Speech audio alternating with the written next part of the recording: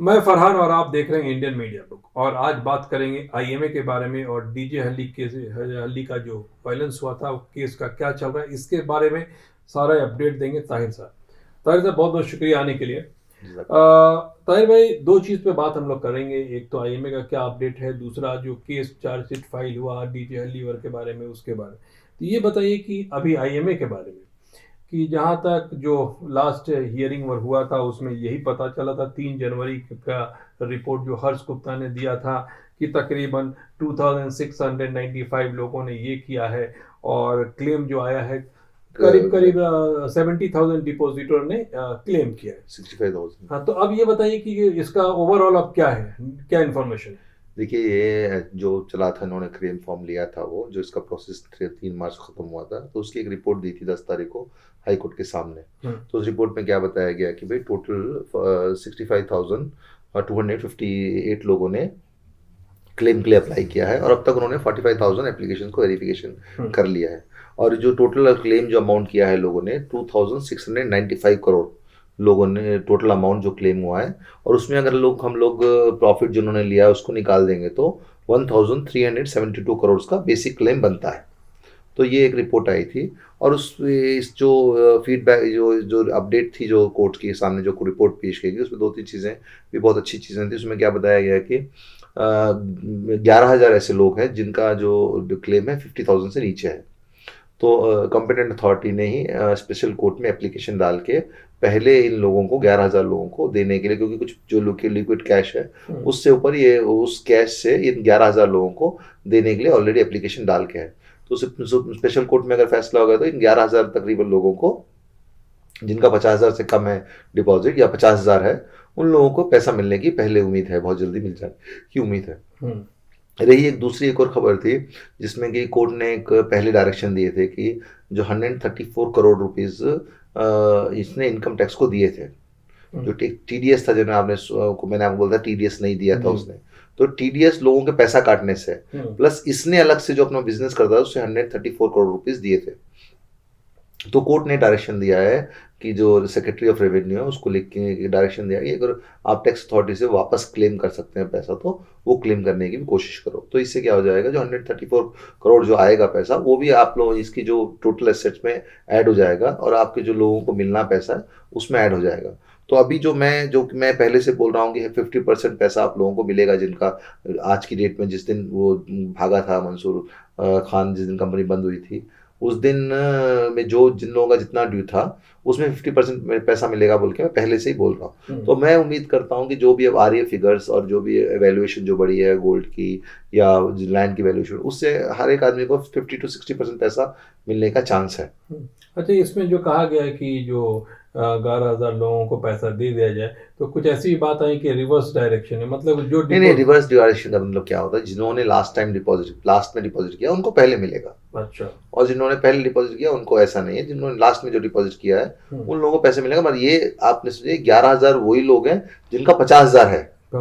50,000 वालों को जैसे ज्यादा वालों यानी 1 लाख 2 लाख 3 लाख, इनमें 50,000 उससे कम नहीं 50,000 ही मिनिमम है उसका। मिनिमम 50,000 वालों को ही पहले मिलेगा। अच्छा, दूसरी बात ये भी आ रही थी कि जो लोगों ने मतलब बहुत इनिशियली स्टेज में इन्वेस्ट किया था और डबल और ट्रिपल प्रॉफिट ले लिए थे, तो ये भी बात कुछ आ रहा है सामने कि उनको गवर्नमेंट कहने वाली या कोर्ट से ऑर्डर आने वाला है कि अपने प्रॉफिट को वापस करें। नहीं, देखिए, अब तो ऐसे कोई, मैं तो कोर्ट में रहता हूँ, मुझे तो कोई ऐसा अब तक नहीं मिला, और ये प्रैक्टिकल भी नहीं है बेसिकली। तो लोग बात बहुत करते रहते हैं मगर ऐसा प्रैक्टिकल पॉसिबल नहीं है, मुझे नहीं लगता ऐसा कुछ होगा बोल के।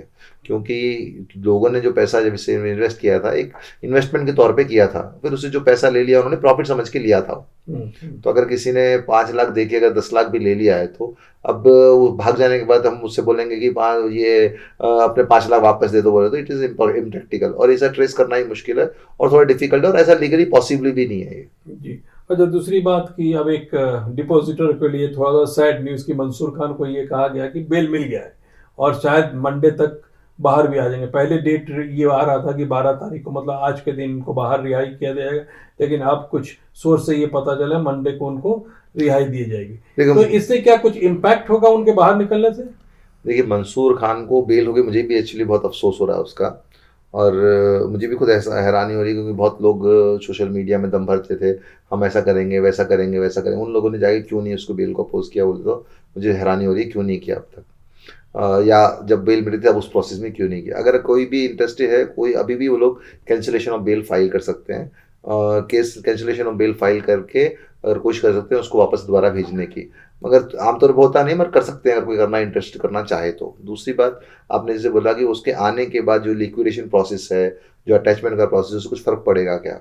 देखिए, हर अटैचमेंट की जो प्रोसेस में उन्हें एक अपोजिट पार्टी है हम्म।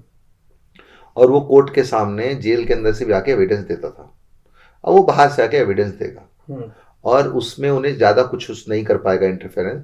उन्हें सिर्फ क्या कर सकता है, कोई एप्लीकेशन डाल के कुछ करके और लोगों से मिल के उससे ज़्यादा से ज़्यादा शैतानियत कर सकता है। और कोर्ट किसी भी शैतानियत में कामयाबी नहीं होएगा उन्हें, और कोर्ट किसी हालत में मानेगा नहीं, क्योंकि जो सबसे बड़ा जो एविडेंस उसके खिलाफ है, हज़ारों लोग उन्होंने जो क्लेम किया है, जो उसके झूठे फ्रेब की वजह से फंसे हैं इस जंजाल में, उन लोगों का क्लेम जो है वो एक एविडेंस है उसके खिलाफ। तो मैं नहीं समझता हूँ कि कोई भी कोर्ट इसको एंटरटेन करेगा।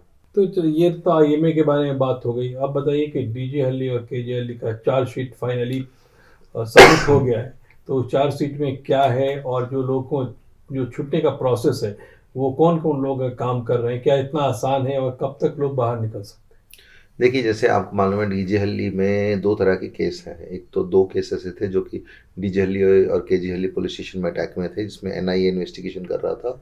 और वो केसेस में ये जो चार्जशीट का टाइम था 6 मंथ था। और फिर दो ऐसे केस थे जिसमें SC/ST केस इन्वोक हुआ था, और उसमें एमएलए के घर का केस था और एक नवीन का केस था, नवीन के घर जलाने का केस था। उसमें सीसीबी इन्वेस्टिगेशन की थी, और उसके अलावा जितने भी केस थे वो बेंगलोर से जो सिटी पुलिस थी उसने इन्वेस्टिगेशन की थी। तो पहले जो दो तरह के केस हैं उनमें चार्जशीट 3 महीने के बाद ही आ गई थी। और अब जो 6 NIA की इन्वेस्टिगेशन है उसकी चार्जशीट भी आ गई है। हैं? उसकी चार्जशीट आ गई है, मगर अब तक हमको पब्लिक नहीं हुई, क्योंकि कोई भी चीज़ तो चार्जशीट को फाइल होने के बाद, कोर्ट में फाइल होने के बाद प्रोसेस रहता है। उस प्रोसेस के दौरान कोर्ट कॉग्निजेंस लेता है। जब कोर्ट कॉग्निजेंस लेता है तभी उसके बाद वो डॉक्यूमेंट उसके पब्लिक होते हैं। क्योंकि चार्जशीट बहुत बल्कि है, मोर देन 6,000 पेजेस हैं उसमें, तो अब तक कोर्ट का कॉग्निजेंस का प्रोसेस नहीं हुआ है, जिसकी वजह से अब तक चार्जशीट की पूरी तरह डिटेल हमको नहीं मालूम है। पर इसमें जो रिपोर्ट्स हैं, इसमें कुछ मीडिया में रिपोर्ट आई है कि तकरीबन 300 साढ़े 300 लोग हैं इसके अंदर, और 50 लोगों को सिर्फ इसमें निकाला गया है। तो ये सारी जो रिपोर्ट्स हैं ये अनकन्फर्म रिपोर्ट्स हैं। जो कंफर्म रिपोर्ट कब आएगी, जब हम लोग चार्जशीट को देखेंगे, चार्जशीट के में जो कितने एक्यूज हैं उनको देखेंगे। और जो मेरी जो रिसोर्सेज से रिपोर्ट है, जो कि मैंने डायरेक्ट कोर्ट्स में और जो इन्वेस्टिगेशन ऑफिसर जो मेरा कॉन्टैक्ट रहता है उनसे कॉन्टैक्ट है, उसके उसके मुकाबले में जो इन्फॉर्मेशन है उसके हिसाब से कि मैक्सिमम लोगों को उसमें ड्रॉप किया गया है। अब ये इन्फॉर्मेशन सही है या गलत, इसकी सच्चाई तभी मालूम चलेगी जब हमें चार्जशीट मिलेगी। रही बात दूसरी, जो कि जो दूसरे केसेस हैं जिनमें शुरू में करीबन 100 लोग से ज़्यादा जो इन्वॉल्व थे, जो कि यूएपीए में नहीं थे, और खाली 100 लोग दूसरे केसेस में यानी कि नॉन यूएपीए मैटर में 307 में थे, तो उनकी चार्जशीट 3 महीने पहले आ गई थी। अब मगर अल्हम्दुलिल्लाह उसमें पूरे केसेस में बेलों का एक प्रोसेस चल चुका है और मैक्सिमम लोगों को बेल मिल चुकी है उसमें प्रैक्टिकली। अगर समझिए, अगर बहुत सारे लोग, अगर जैसे मैंने बताया कि मेरे रिसोर्स से कि यूएपीए मैटर में ज़्यादा से ज़्यादा लोग निकल गए हैं, अगर ज़्यादा से ज़्यादा लोग निकल गए तो मैक्सिमम लोग ये महीने के एंड तक, फरवरी तक बाहर आ सकते हैं। मगर इसमें एक दुश्वारी आ रही है बेल की, ये श्योरिटीज़ की। अब श्योरिटीज़ के लिए बहुत सारे लोग इसमें कोशिश कर रहे हैं, और श्योरिटीज़ में आमतौर पे क्या होता है, जो श्योरिटी में जो कंडीशंस होती थी, जो स्टार्टिंग में जो बेल आई थी उनमें दो श्योरिटी कंडीशंस थी। फिर जब मैंने बेल लेना शुरू किया तो मैंने जज को बताया कि भाई ये सारे स्लम एरिया के लोग हैं, इनको एक ही श्योरिटी मिलना मुश्किल है, दो श्योरिटी आपने इम्पोज कर दिया तो it is nothing but a denial of bail. तो उसके बाद से एक श्योरिटी वो इम्पोज करने लगे, और जितने भी मैंने 140 लोगों को बेल लिया सब में एक श्योरिटी है। और मेरी जो रिक्वेस्ट है, जिन लोग के पहले ऑर्डर में दो श्योरिटी अगर हो गई है तो वो भी एक मॉडिफिकेशन ऑफ ऑर्डर के लिए डाल सकते हैं, और उन मॉडिफिकेशन में उनको एक श्योरिटी हो सकती है। तो ये तकरीबन इस पे कितना पैसा खर्चा होता है गवर्नमेंट को? नहीं, गवर्नमेंट का इसमें कोई पैसा खर्च नहीं होता। मतलब कि इनको दिखाना पड़ता होगा बेल के लिए, तो कुछ अमाउंट डिपॉजिट करने की बात होगी। नहीं, बेल के लिए एक्चुअली क्या होता है, बेल में बेल बॉन्ड करना होता है, जो बॉन्ड के लिए पैसा देने की जरूरत नहीं है, इसके लिए श्योरिटी चाहिए होता है। और इसमें कुछ जो कर्नाटका में क्या है ना, एक प्रैक्टिस चल गई है कि लैंड श्योरिटी होना या गवर्नमेंट जो ऑफिशियल होता है वही होना, बल्कि अगर आप देखेंगे तो बॉम्बे वगैरह में या नॉर्थ इंडिया में जो हमारी इमूवेबल प्रॉपर्टी जैसे समझ लीजिए कार है या बाइक है, ये सब चीज़ें भी श्योरिटी में रहते हैं। ऐसा यहाँ कर्नाटका में नहीं है।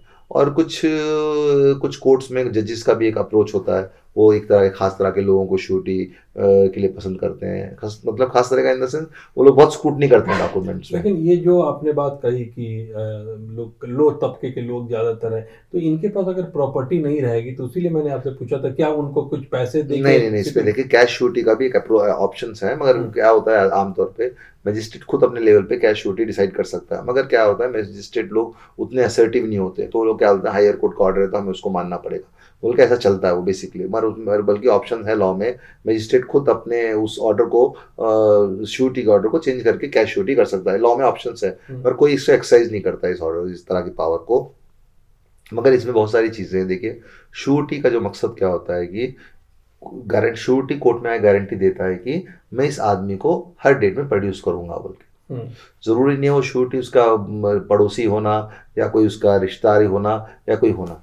तो इसमें अब क्या काम आता है, ये जो जो दानिशमंद जो लोग हैं कौम के और जिनके पास अपनी प्रॉपर्टियां हैं और वो गवर्नमेंट सर्वेंट है, अगर उनके घर वाले उनको अप्रोच करें, जो मजलूम लोग हैं जो जेलों के अंदर हैं उनके घर वाले अप्रोच करें या ये लोग खुद आगे आए उनकी फैमिली से पहचान करके उनसे फैमिली के एश्योरेंस के साथ मिलके, तो हो सकता है कि अगर वो लोग एश्योरेंस के साथ फैमिली से अच्छे एक वादा लेके अगर वो लोग आगे बढ़े तो बहुत लोगों को श्योरिटी हो सकता है। और एक मिसकंसेप्शन क्या हो गया बेसिकली, कई लोगों के ऊपर 5-5-6 केसेस हैं। अब देखेंगे तो हर केस में 2-2 श्योरिटी बोले तो कितना हो जाता है, 5 केस में 10 श्योरिटी।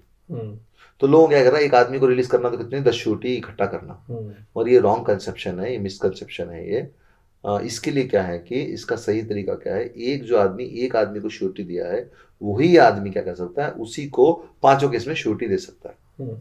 बल्कि यहाँ तक भी अगर अच्छा एडवोकेट रहे तो एक ही आदमी को एक ही श्योरिटी एक केस में 5 या 10 लोग तक भी अगर इन्वॉल्व हैं तो उन 10 लोगों को एक ही श्योरिटी उन 10 लोगों को दे सकता है, और खाली एक ही केस में नहीं, उन 10 लोगों के और जो बाकी केस हैं वही एक आदमी उनको दे सकता है। तो बहुत सारे जो तंजीमें काम कर रही हैं, अगर उन तंजीमों को भरोसा हो जाता है उस क्लाइंट पे या उस बच्चे पे या उनके फैमिली वाले पे, तो वो उनका भी चलेगा, वो लोग ले सकते हैं जिम्मेदारी। नहीं, जिम्मेदारी एक्चुअली इसमें क्या होता है बेसिकली, ये क्या है इस्लाम में जो है ना, एक कलेक्टिव जमात का शक्ल का के लिए बताई गई है ताकि इंसान अपने दूसरे के सुख दर्द में मदद करे। तो यही सही मौका है हमारी जमायत दिखाने का, हमारा एक जो जज्बा है जमात का, जज्बे को दिखाने का।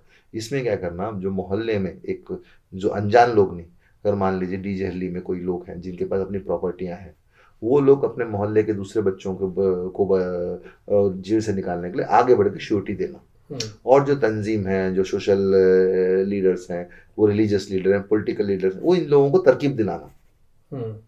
एक श्योरिटी मान लीजिए, एक श्योरिटी कोई देता है तो उसमें रिस्क कई लोगों को लगता है भाई श्योरिटी हमारी प्रॉपर्टी हो जाएगी, हम प्रॉपर्टी बेच नहीं पाएंगे, इंजॉय नहीं कर पाएंगे। ऐसा कुछ भी नहीं है। प्रॉपर्टी सिर्फ क्या होता है, एक एश्योरेंस होता है कोर्ट को कि ये जो बॉन्ड रखा है इसने, कि अगर कहीं को भाग गया तो ये बॉन्ड का पेमेंट पे कर सके बोल के। अगर ये जो सोशल तंजीमें हैं, ये समाजी तंजीमें हैं, और ये जो इतने भी लोग दानिशमंद लोग सामने आ रहे हैं, अगर वो श्योरिटी को एश्योरेंस दे दे कि भाई अगर कोई आदमी कल को मान लीजिए किसी का वजह से कोर्ट अटेंड नहीं किया और कोर्ट ने तुम्हारे पर फाइन डाल दिया, तो हमारी जिम्मेदारी उस फाइन को हम बेयर करें। हाँ, मैं वही पूछना चाहता था, इतना ये लोग अगर किसी की कोई गारंटी लेता है, ठीक है, और वो बंदा नहीं आ पाता या उसकी तबीयत खराब या कहीं चला गया है, उस डेट में हाजिर नहीं होता है, तो उस वक्त जो आदमी गारंटी लेता है उसके ऊपर क्या बोझ पड़ता है? नहीं, देखिए असल में एक डेट में कुछ भी नहीं होता है। अच्छा। एक डेट, और एडवोकेट्स अगर अच्छा रहे तो आराम से हर चीज़ को मैनेज कर सकता है। यानी कोई एब्सेंट रहा तो उसको ईपी डाल के कोई रीज़न बता के कोर्ट में उसके लिए एग्जेम्पशन ले देता है। रही बात, दूसरी बात क्या रहती है, श्योरिटी के ऊपर लाइबिलिटी कब आती है, जब एक आदमी रेगुलर कोर्ट से एब्सेंट होता है। क्योंकि श्योरिटी का मकसद ही क्या होता है कि कोर्ट में कि एक एश्योरेंस लेना कि ये आदमी ट्रायल के लिए आएगा और ट्रायल खत्म होगा। अब समझिए 50 लोग हैं केस में, 50 लोग में 50 लोग एक 10 डेट में आ रहे हैं, अगली डेट में क्या हो 3 नहीं आए, 4 नहीं आए, 5 नहीं आए, तो कोर्ट उस केस को नहीं चला सकता। कोर्ट को बहुत मुश्किल होती है, और वो 3 लोगों नहीं आने की वजह से जो बाकी 47 जो लोग हैं ना, वो लोग भी सफर होते हैं। तो उसमें एक तरीका क्या है, कोई लोग नहीं आया तो फिर कोर्ट क्या करता है, उसको उन 3 लोगों को ऊपर वारंट इशू करता है, उनकी बेल कैंसिल करता है और श्योरिटी को नोटिस देता है। हम्म, जब श्योरिटी नोटिस के ऊपर आता है तो कोर्ट बोल को बोलता है भाई तुम्हें वो ये आदमी था कहाँ गया बोल के। हम्म, तो उन्हें अगर उन्हें उस आदमी को ला के दे दिया तो आराम से उसका काम वहाँ खत्म हो जाता है। यानी अगर उस आदमी को पता ढूंढ के चला। कोर्ट के सामने ला दिया तो हो गया खत्म। मान लीजिए अगर नहीं आया तो ऐसे में श्योरिटी की क्या लाइबिलिटी रहेगी, उसमें लाइबिलिटी श्योरिटी की रहती है जो बॉन्ड अमाउंट जो रहता है। अब इसमें हर जो श्योरिटी में 1 लाख रुपए बॉन्ड अमाउंट आ रहा है, 1 लाख रुपए बॉन्ड अमाउंट की लाइबिलिटी रहती है। अब 1 लाख बोले तो कई लोग क्या 1 लाख ही देना बोल के ऐसा नहीं है, उसमें भी कोर्ट का डिस्क्रिप्शन होता है और कई केसेस में कोर्ट सिर्फ 10% में भी छोड़ देता है, इवन 5% में भी छोड़ देता है फाइन डाल के।